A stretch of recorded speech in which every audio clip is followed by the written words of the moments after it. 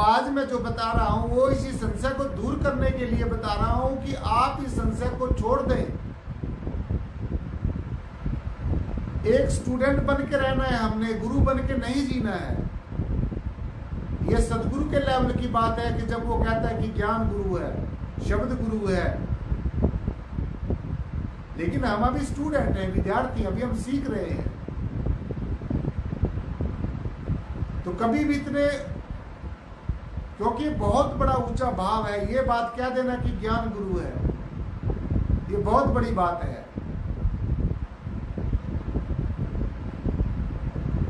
तो हरि ने मोह माया जाड़ बनाया, गुरु ने दीप लोक दिखाया, हरि ने संयोग से भोग रचाया, सदगुरु ने सभी भ्रम मिटाया, और सदगुरु ने सारे भ्रम ही मिटा दिए। ये जो संयोग का और वियोग का जो भ्रम है, ये तरह तरह के जो भोग्य पदार्थों को भोगने की जो इच्छा है जीव की, ये तरह तरह के संसारिक जो रसा स्वाद नहीं, इन रसों का आनंद लेने, सुख लेने की जो इच्छा है जीव की, और जो ये मोह है, सबसे बड़ा जो मोह पास है,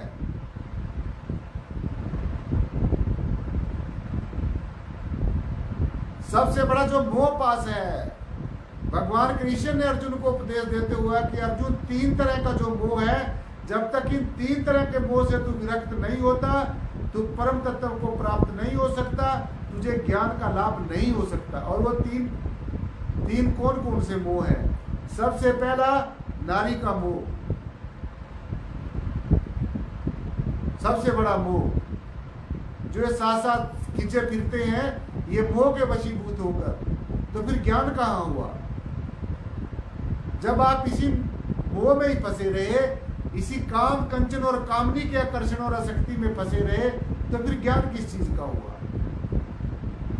फिर तो आगे आप सुनते रह गए और पीछे आप भूलते गए, आगे दौड़ और पीछे चोड़ वाली बात हो गई। पहला नारी का मोह, और दूसरा पुत्र का मोह, संतान का मोह, और तीसरा राजपाट का मोह, अपने कार व्यवहार का, व्यापार का मोह। तो अब छोड़ो ये तीनों तरह का मोह, अगर आपने मोक्ष और मुक्ति का पात्र बनना है, अधिकारी बनना है। अरे कम से कम सासंगत जी, ये ज्ञान चर्चा तो सुन सकते हैं, ये तो, इसके लिए तो कोई शुल्क नहीं लिया जाता ना। ये ज्ञान चर्चा जब तक नहीं सुनोगे तो तब तक ये रहस्य आपके समझ में नहीं आएगा, और आप बस इसमें फूल के रह गए कि हमने देख लिया निराकार। देखने से क्या होता है? कुछ नहीं होता देखने से, जब तक इसको अपने अंतर में रमण नहीं करेंगे, जब तक रमण नहीं करेंगे, जब तक इसके साथ जीते जी एक रूप नहीं होंगे, जब तक जीवित मरिए भवजल तारिये, जब जीते जी मरने की जो कला है वो करके नहीं देखेंगे, वो सीखेंगे नहीं, वो इल्म नहीं सीखेंगे, तो तब तक ये बाहर मुखी बातें कुछ नहीं, इनसे कुछ मिलने वाला नहीं है। तो इसीलिए सहजो भाई ने कितने सुंदर शब्दों में कहा, हरि ने जन्म दिया जगमाई, गुरु ने आवा गौण मटाई, हरि ने चोर दिए पंसाथा, गुरु ने आठ छुटाई अनाथा, हरि ने मोह माया जाड़ बनाया, गुरु ने दीप लोक दिखाया, हरि ने संयोग वियोग रचाया, गुरु ने सभी भ्रम मिटाया, गुरु को तजा हरि को भजे। अगर आप अपने सदगुरु को भूल कर और परमात्मा के भजन करने बैठोगे तो उससे कुछ मिलने वाला नहीं है। गुरु को तजे हरि को भजे, कैसे उतरेगा पार, बिन मल्लाह बेड़ी चढ़े डूबेगा मझधार। जैसे मल्लाह के बिना, कश्ती को चलाने वाले के बिना कश्ती डूब जाती है, ऐसे ही सदगुरु के बिना ये जो जीवन रूपी नैया है ये डूब जाती है। तो मैं आपको बड़े स्पष्ट शब्दों में बताना चाहता हूँ साथ संगत जी, कि आज जो मैंने आपके सामने जो विनती रखी कि परमात्मा का और गुरु की कितनी बड़ी महिमा है, स्पष्ट शब्दों में ये कह दिया कि गुरु न तजू हरि को तज डारू, गुरु के सम हरि को न निहारू। मैं नहीं जानती परमात्मा कौन है, कैसा है, क्या है, कुछ भी होगा, होता रहे, बस मेरा सदगुरु है सब कुछ। My living spiritual guide is a living mass almighty God in on the earth. जो मेरा स्पिरिचुअल गाइड है, जो मेरा आध्यात्मिक गुरु है, वो ही जीता जागता परमात्मा है। अगर आपने परमात्मा को देखना है तो वो परमात्मा को हम सदगुरु के रूप में ही देखते हैं, क्योंकि ये परमेश्वर, ये परब्रह्म निर्गुण निराकार परमात्मा खुद ही संतों का रूप धारण करके आता है और फिर अपना रहस्य सदगुरु के माध्यम से हमें खुद ही बताता है। वो रास्ता बताता है जिस रास्ते के ऊपर चलकर बहुत जन्म जन्मांतरों से बिछड़ी हुई जो हमारी रूह है, हमारी आत्मा है, वो परमेश्वर के साथ एक रूप हो सकती है, जीते जी परमात्मा से मिल सकती है। सो ये खुद ही परमेश्वर सदगुरु के रूप में आकर संत रूप अपना तन धरिया, संतों का रूप धारण करके और फिर खुद अपना रहस्य हमें खुद सदगुरु के रूप में बैठकर फिर हमें खुद बतलाता है। तो इसलिए ये अच्छी तरीके से समझ लेना चाहिए कि सदगुरु से श्रेष्ठ हमारा संसार में कोई भी रिश्ता नहीं है। तो इसलिए जिसपे कृपा सदगुरु की हो उस पे कृपा करे हर कोई, जिसपे कृपा सदगुरु की हो उस पे कृपा करे हर कोई। जिसके ऊपर सदगुरु मेहरबान है तो उसके ऊपर ब्रह्म विष्णु शिव इस अखिल ब्रह्मांड में जितनी भी दिव्य शक्तियां हैं वो सब उसके ऊपर मेहरबान हो जाती हैं और जीवन का रूपांतरण हो जाता है। साथ संगत जी, बाहर का भी रूपांतरण हो जाता है और अंदर का भी रूपांतरण हो जाता है। ऐसी सदगुरु की महिमा है, ऐसी सदगुरु की गाथा है। साथ संगत जी, इतनी गरिमा है कि जब हम इस बात को इस तरीके से समझेंगे तभी जाकर हमारे जीवन का भी रूपांतरण हो सकेगा। सो इसलिए एक सदगुरु को छोड़कर, ज्ञान को छोड़कर, इस परमेश्वर को छोड़कर सब कुछ स्वप्न मात्र है, सब कुछ स्वप्न मात्र है। जैसा सपना रात का ऐसा ये संसार, इस संसार में जो जीव ये फंसा पड़ा है, जिस संसार के अंदर इसको ज्ञान किस चीज का हुआ। फिर अगर अभी भी तुम लोग उन्हीं चक्रों में फंसे रहे, उसी संसारिक चक्कर में फंसे रहे। अब आपका वानप्रस्थ का जीवन चल रहा है, आप वानप्रस्थ में जिए। अब आप क्यों मोह में जान के इसमें जो दलदल में फिर फंसे जाते हैं, तो इसमें से निकलिए।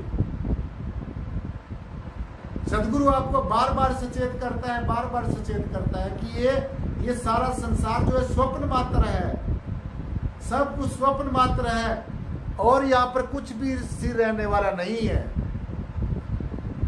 और साधना और आराधना करके जब आपने एक बार इस ज्ञान का रसास्वादन कर लिया, इस ज्ञान का रंग आपके ऊपर एक बार चढ़ गया, इस नाम का रंग एक बार चढ़ गया, सदगुरु के प्यार का रंग एक बार आपके ऊपर चढ़ गया, तो फिर वो उतर नहीं सकता। और अगर उतर जाता है तो फिर वो आपका मन का भुलेखा है, वो आपके मन की भूल भुलैया है, वो आप सदगुरु से के वचन को नहीं माना आपने, और तभी ये दुर्दशा हो रही है। तभी ये संसार की तरफ बार बार भागता है ये जीव, तभी ये रिश्ते नाते सगे संबंधियों के मुंह में बार बार फंसता है। जब सदगुरु ने एक बार निकाल दिया तुम्हें, अब तुम्हारे स्वरूप का ज्ञान करा दिया है, बोध करा दिया कि तुम्हारा असली स्वरूप ये है, ये सब किस नड़ कीजिए दोस्ती सब जग चल रहा, किसके साथ प्यार करोगे, किसके साथ दोस्ती करोगे, ये सब जग चलने वाला है, सब ने यहाँ से चलना है। किस नड़ कीजिए दोस्ती सब जग चल रहा। जो संतों महापुरुषों ने हमें कहा कि यहाँ पर कुछ भी स्थिर रहने वाला नहीं है। तो इसलिए साथ संगति मैं आपको बड़े स्पष्ट शब्दों में कहना चाहता हूँ कि एक बार ज्ञान का रंग आपके ऊपर चढ़ गया, एक बार सदगुरु के प्रेम का, प्यार का, इस परमेश्वर के ज्ञान का रंग आपके ऊपर चढ़ गया तो फिर उतरना नहीं चाहिए। और मैं देखता हूँ कि हर रोज कितने के लोग इस सत्संग को सुनते हैं। ये भी एक आप अपनी परीक्षा समझिए, और जो इस परीक्षा में पास होगा वही सासंग जी परमेश्वर के साम्राज्य में प्रवेश करने का जो अधिकारी होगा। तो इसलिए ये भली बात ही समझ लेना कि जैसे एक पतंगा होता है, एक पतंगा होता है, जब वो एक बार प्रकाश का दर्शन कर लेता है तो फिर उस प्रकाश के बिना वो रह नहीं सकता। वो अपनी जो जान है उस प्रकाश के चारों तरफ घूम के उसी लोह के ऊपर घूम के अपने जान प्राण वहीं पर दे देता है, लेकिन वो साथ संगत जी उस प्रकाश के साथ दोस्ती है, उस प्रकाश के साथ जो रिश्ता है वो तोड़ता नहीं है। तो जब तक संसार का पूरी तरीके से स्मरण नहीं होता, जब तक आप संसार की तरफ पीठ करके और निराकार की तरफ मुंह करके नहीं बैठते, तो तब तक कल्याण नहीं हो सकता। इसलिए जो गुरुमुख होता है वो सब कुछ देखते हुए भी कुछ नहीं देखता है, वो सब कुछ सुनते हुए भी अनसुना कर देता है। क्योंकि एक जो ज्ञानी होता है, जो ब्रह्म ज्ञानी होता है, जो ज्ञानवान महापुरुष होता है, वो संसार की सभी बातों को, सभी भावों को, अभावों को, कुभावों को, सबको ज्ञान की तलवार से काटता चला जाता है और अपने आप में ठहरा रहता है, अपने आप में स्थित रहता है। तो ऐसे बनिए आप भी।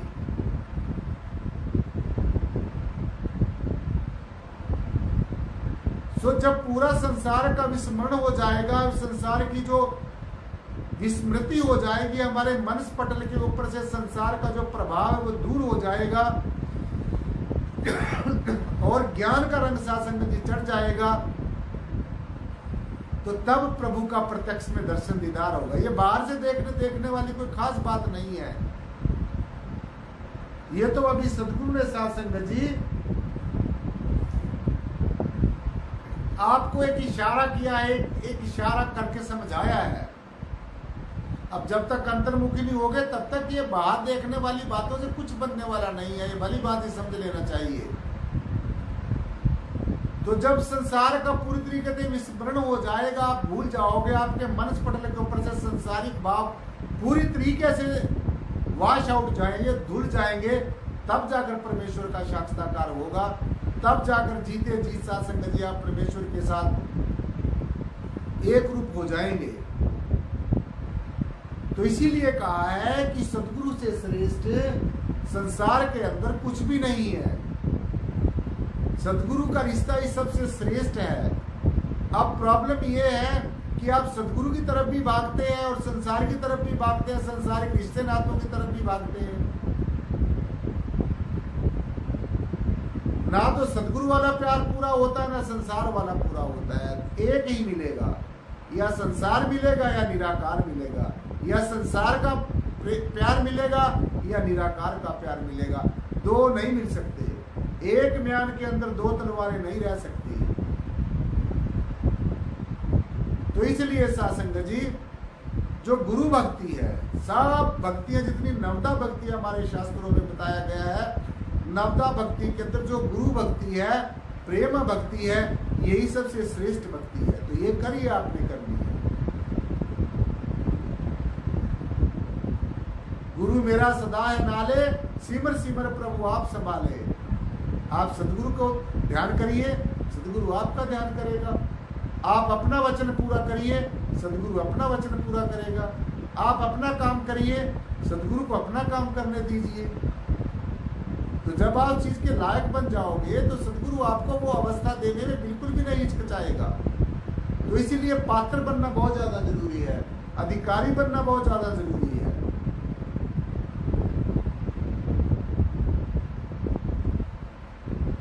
तो जब सदगुरु की कृपा होगी, जब सदगुरु की कृपा हो जाएगी और परमेश्वर का अनुग्रह हो जाएगा और माया के द्वार छोड़ दिए जाएंगे, माया छुटकारा मिल जाएगा, तो फिर जाकर सासंग जी आत्मज्ञान हो सकता है। तब जाकर आत्मा का ज्ञान होता है, बोध होता है। जब सदगुरु मेहरबान हो तो रिझाना है हम अपने सदगुरु की बात के ऊपर, सत्सत करके मानना है, फूल चढ़ाने हैं। आज आपको बताया कि सहजो भाई ने किस तरीके से सदगुरु के और परमात्मा के बीच में जो तुलना करके बताया है, संसार के और निराकार के बारे में बताया है।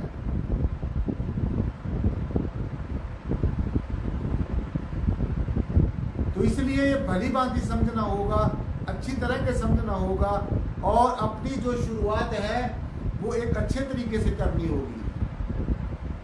तो अब इस जंजाल को छोड़िए, ये जो संसार की जड़ चीजों के साथ आपकी आसक्ति है, ये संसारिक रिश्ते नातों मोह के साथ आपका जो लगाव है, ये मोह पास है, इसको छोड़ना होगा, बाद में भी छोड़ना है।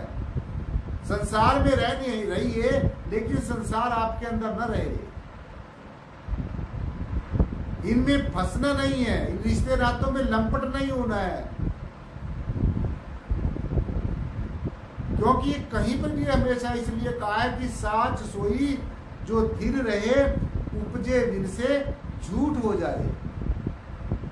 तो सच क्या है? जो स्थिर है, ये मेरे निर्गुण निराकार परमेश्वर, ये जय श्री प्रियतम निर्गुण निराकार सर्वाधार विश्वाधार परमेश्वर, जो सारे अखिल ब्रह्मांड के कण कण में समाई हुई जो सत्ता है, ये सत्य है, सिर्फ यही सत्य है। साच सोई जो थिर रहे, ये अडोल है, अपने आप में स्थिर है। और उपजे विन से झूठ हो जाए, तो जो उपजता है, जो विनसता है, जिसका जन्म होता है, जिसका मरण होता है, वो सच नहीं है, वो सत्य नहीं है। तो संसार के जितने भी हमारे रिश्ते हैं, नाते हैं, वो सब एक दिन फना होंगे, सब एक दिन हमें छोड़ेंगे। संसार के जितने भी जड़ पदार्थ हैं, इनके प्रति त्याग की भावना रखिए, इनको संग्रह करने की भावना मत रखिए।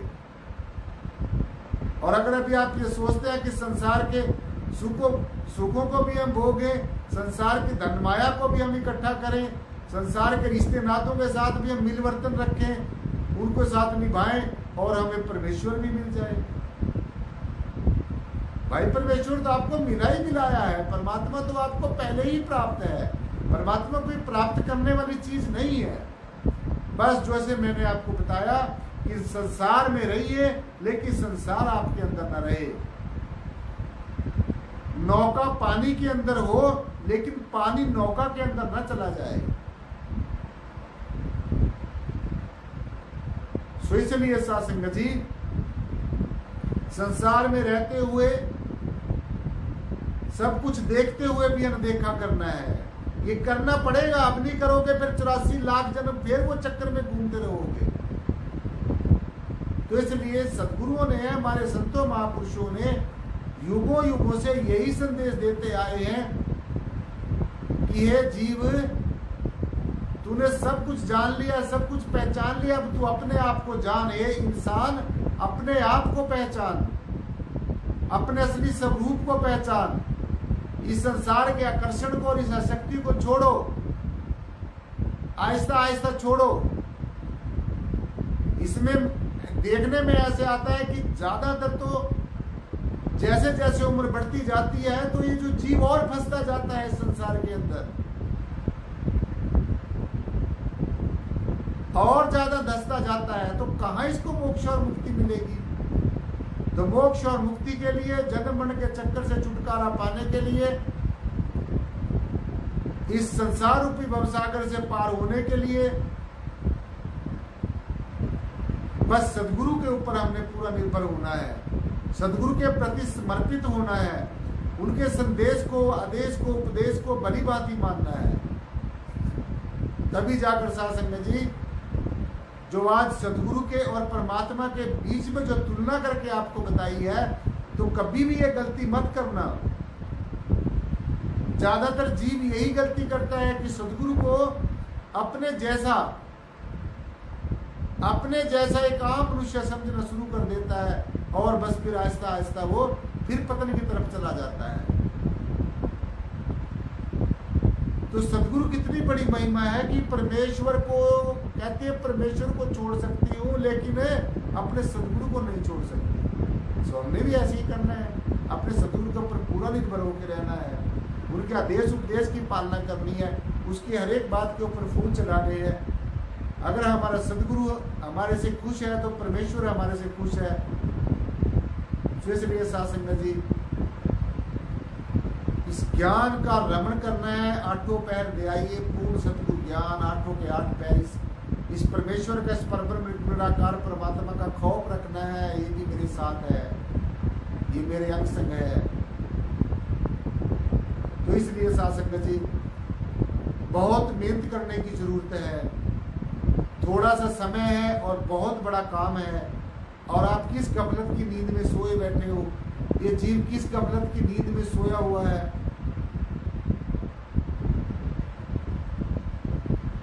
तो उठो, जागो, अपने आप को सचेत करो, उठो, जागो, इस मोह निद्रा को त्यागो और अपनी मंजिल की तरफ बढ़ते चले जाओ। और तब तक जागृत रहो, तब तक जागे रहना जब तक हम अपनी मंजिल मकसूदा पर नहीं पहुंच सकते। जब तक हमें सदगुरु स्वीकार ना कर ले तो सदगुरु के दरबार में हर समय हाथ बांध के खड़े रहना है और अपने किए गए जाने अनजाने भूलों के ऊपर साथ संगत जी पश्चाताप करना है। सदगुरु के आगे गुहार लगानी है, सदगुरु मैं जैसा भी हूं मैं तेरा हूं, तेरी शरण में हूं, मैं अल्पज्ञ हूं, तू सर्वज्ञ है। सदगुरु मैं भूलनहार हूं क्योंकि मैं जीव हूं, तू बख्शनहार है क्योंकि तू शिव है। इस तरीके से आर्त भाव से व्याकुल होकर जब सदगुरु को पुकारोगे तो निश्चय ही हमारी बात सुनेगा। फॉर्मेलिटी नहीं करनी। तो जब व्याकुल होकर आर्त भाव से सदगुरु को पुकारोगे, परमेश्वर को पुकारोगे तो जरूर सुनेगा, जरूर सुनेगा, जरूर सुनेगा और हमें अपने अंग संग होने का एहसास कराएगा। तो आज साथ संगत जी जो सदगुरु की और परमेश्वर की जो तुलना करके आज जो शब्द पढ़ा गया और उसके ऊपर चर्चा हुई, आप सबने श्रवण की। मैं समझता हूँ इससे बड़ी कोई ज्ञान चर्चा नहीं है, इससे बड़ा कोई ज्ञान नहीं है, इससे बड़ी कोई जो है समझदारी नहीं है साथ संगत जी। तो आज की ज्ञान चर्चा को घर जाकर एक बार फिर सुनना है और समय पे क्लास में आना है। मैं देखता हूँ कि 6:20 मिनट हो जाते हैं, लेकिन फिर भी मैं ऐसे ही बैठा रहता हूँ। तो सब ने क्लास में आना है, पूरे समय पे आना है और पूरी बात को सुनना है, क्योंकि जो बाद में आते हैं टाइम पास करने के लिए आ जाते हैं, ऐसे नहीं आना, गंभीर होके आना है, कुछ सीखने के लिए आना है, कुछ प्राप्त करने के लिए आना है। तो कल से सभी ने साथ संगत जी समय पे आना है। ऐसा नहीं है कि आधे तो बहुत ऐसे महान आत्मा है 6:20-25 मिनट पे आ रहे हैं, तो फिर वो बात अधूरी रह जाती है। जिस बात को शुरू किया वो संवाद अधूरा रह जाता है, हमें समझ नहीं लगेगा आज की ज्ञान की चर्चा में क्या हुआ है। तो साथ संगत जी इन्हीं शब्दों के साथ, इन्हीं वचनों के साथ आज की जो ज्ञान चर्चा यहाँ पर संपन्न होती है।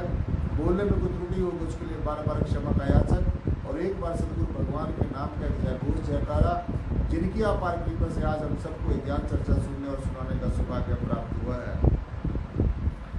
जो बोले तिस बलिहार परम पूजनीय सदगुरुदेव बूटा सिंह जी महाराज की जय हो। जो बोले तिस बलिहार परम पूजनीय सदगुरुदेव मेहताब सिंह जी महाराज की जय हो। जो बोले तिस बलिहार परम पूजनीय सदगुरुदेव लक्ष्मण सिंह जी महाराज की जय हो। जो बोले तिस बलिहार परम पूजनीय सदगुरुदेव प्रियतम नाथ जी महाराज की जय हो। जो बोले तिस बलिहार बोले सर्व संत समाज की जय हो। साथ संगत जी बड़े प्यार और सत्कार के साथ बोलना जी। धन निराकार जी।